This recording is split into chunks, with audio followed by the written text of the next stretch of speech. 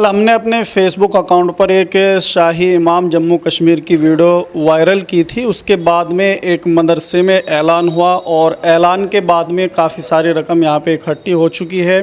फ़िलहाल हम इनके पास में पहुँचे हैं। मैंने एक नेट पे एक वीडियो देखी छोटी सी कि मुझे इल्म हुआ कि जिस तरह पंजाब में सैलाब आया है उससे कहीं ज़्यादा सैलाब जम्मू कश्मीर के अंदर आया है। तो मैंने उस पर एक छोटी सी वीडियो बनाई और फिर मेरी बात हुई जो कश्मीर के शाही इमाम है उनसे, और उन्होंने मेरे कहने पर एक वीडियो जारी किया जो आप तक पहुंचा। तो उसका अल्हम्दुलिल्लाह बहुत अच्छा असर हुआ। और मैंने पिटलोकर के अंदर जो मेरे अतराफ़ के लोग हैं, आसपास के लोग हैं, मैंने उनसे कहा कि भाई कश्मीर के लिए कुछ ताउन किया जाए। तो उन्होंने बहुत थोड़ी सी देर में तकरीबन 10 आदमी ने बहुत सारे पैसे इकट्ठे कर दिए।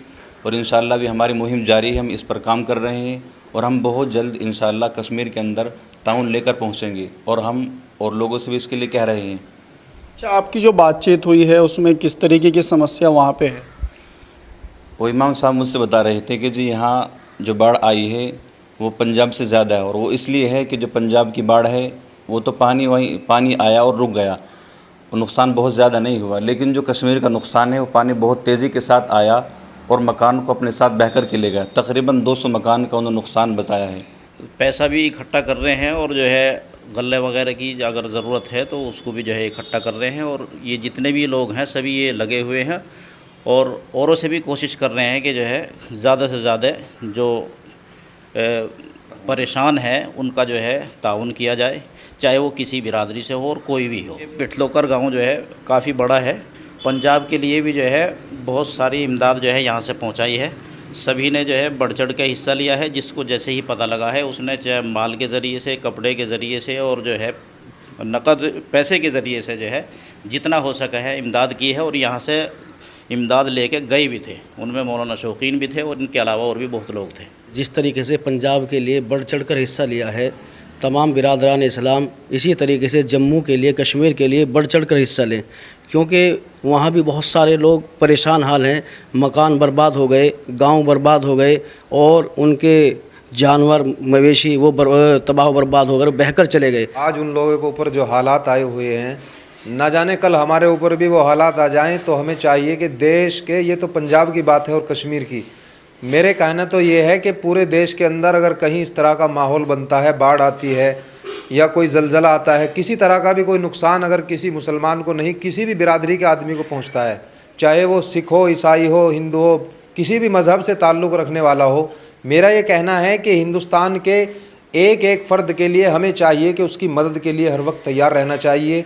अब हम लोगों ने मिलजुल कर पंजाब के अंदर जितनी भी बाढ़ आई, जितनी परेशानियाँ आई या जो भी वहाँ लोगों को नुकसान हुआ उसकी भरपाई की हम सब भाइयों ने मिलकर, तमाम लोगों ने, हिंदुस्तान के न जाने किस किस जगह से लोगों ने मिलकर वहाँ इमदाद की मदद पहुँचाई।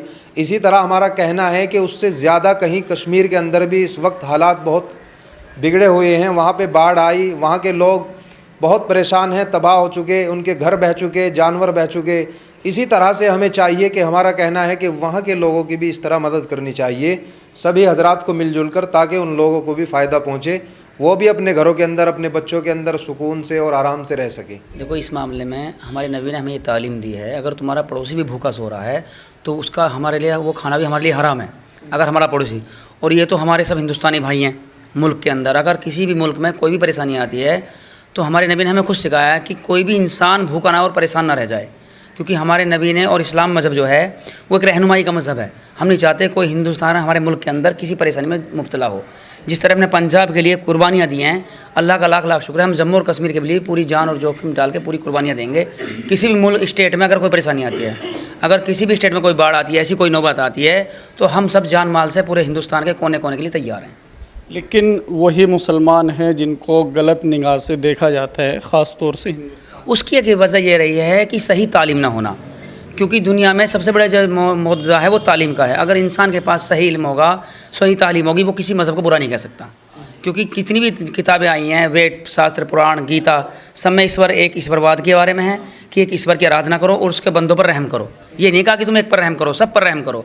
हर इंसानियत का जो धर्म है वो ईश्वर ने हुक्म ये दिया है कि तुम सब पर रहम करने के लिए ज़मीन पर भेजे गए हो, और इंसान इसलिए बनाया गया कि तुम ज़मीन पर रहम करो और एक दूसरे के साथ खड़े रहो, इसलिए नहीं कि एक दूसरे से हसद और किना रखो।